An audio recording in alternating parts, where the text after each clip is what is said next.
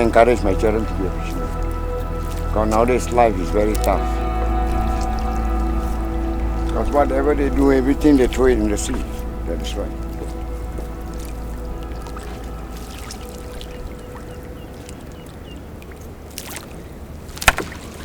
The reclamation spoil everything. This place those days is a lot of fish.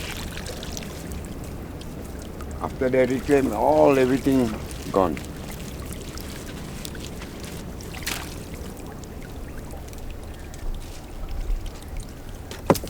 The reclaim spoil everything. On 3 reclaimed and 1 small natural island off Malacca's shore, they are starting work on a deep-sea port, cruise terminal, entertainment, commercial and residential hub, and maritime industrial park. The Melaka Gateway project, a joint venture between Malaysian developer KAJD and Chinese giant Power China International, is aiming to put Malacca firmly back on the maritime trade and economic map. A sight to adore. I gaze breathlessly at the straits.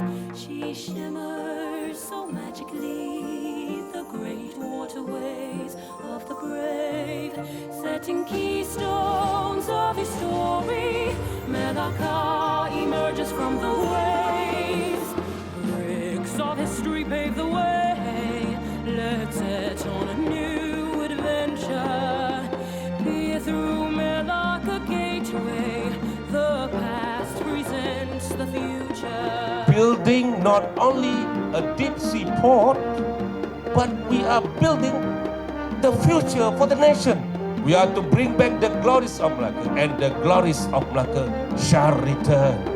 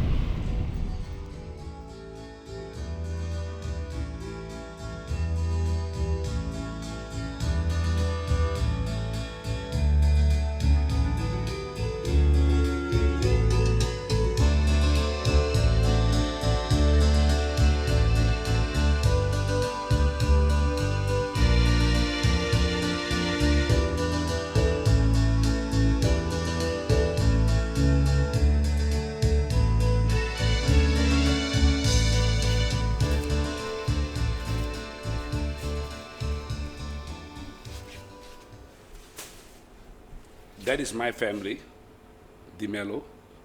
This is the Di Mello's coat of arms. It's like, why we still have this is like, when Alfonso de Albuquerque came to Malacca, so these are the people that that came here. They're like they're something like the knights to the King of Portugal. So Di Mello was one of my family, one of the earliest who came here.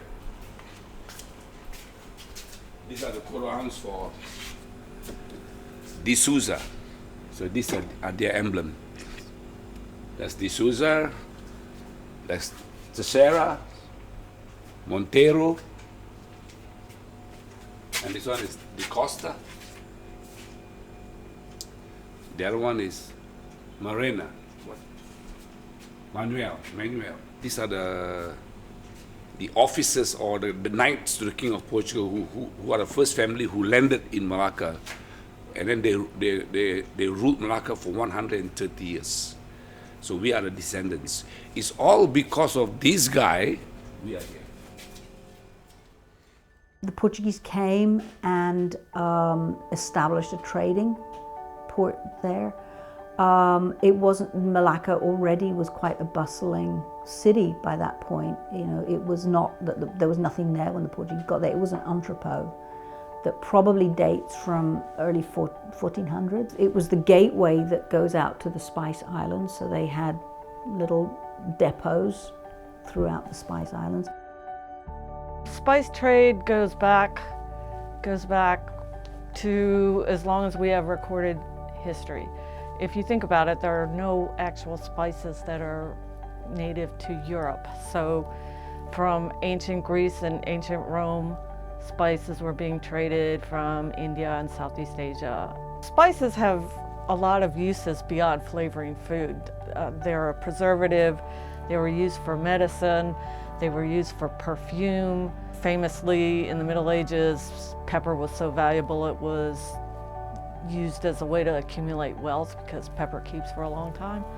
So spices had a lot of uses and they were valuable. And because transportation was expensive, spices are the perfect cargo because they're high value with, and you know, you can make a lot of money off of relatively small cargo space. So if you fill up a whole ship with spices, that's a lot of money. So the Portuguese were already eyeing Malacca because it was the major entrepot and richest trading port in Southeast Asia. And Alfonso de Albuquerque had sort of a vision of a Portuguese empire. So he had initially tried to negotiate, but he had set some rather untenable conditions, like suggesting that the Portuguese be allowed to build a fort there. So the Sultan did not respond to diplomacy and instead executed a few Portuguese and attacked the 4 ships that were out in the harbor. So Alfonso de Albuquerque was, of course, a military man at heart and brought in 17 or 18 ships from Goa and attacked.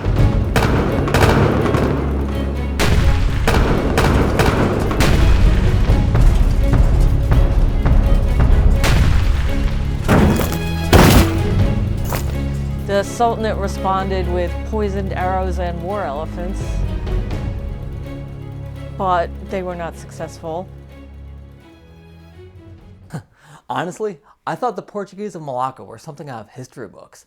I didn't think that the descendants of the original conquistadors would still be living there today, and I definitely didn't think that they would still have their culture intact. But I was wrong. I went there and I found myself in what I would call one of the most unique communities on the planet. The people there still speak a version of Portuguese, they still practice Catholicism, they still celebrate all the old traditions, they eat a fusion of Portuguese food, they still do Portuguese dance, and they still sing traditional Portuguese songs.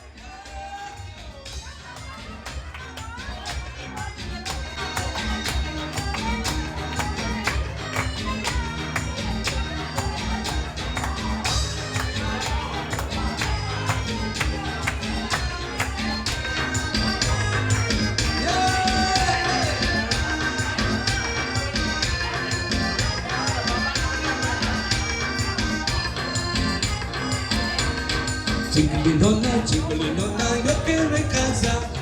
Jiggly nonna, look in casa. Casa do tempo, tu nonna, cai lo in passa. Casa do tempo, tu nonna, cai lo in passa. Tem quanto tem falando tem. Amor, minha amor, minha coração. Yeah!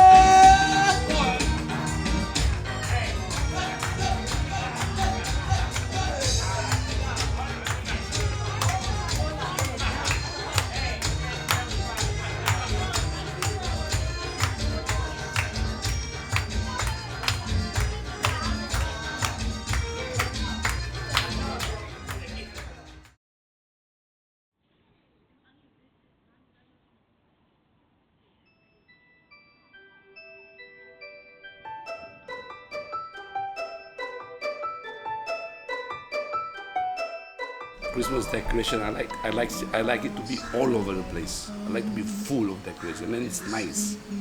You know, it becomes a different thing. You know, that you get, you see stuff. Oh, it's Christmas. You feel Christmas. You know, than only looking at one Christmas tree.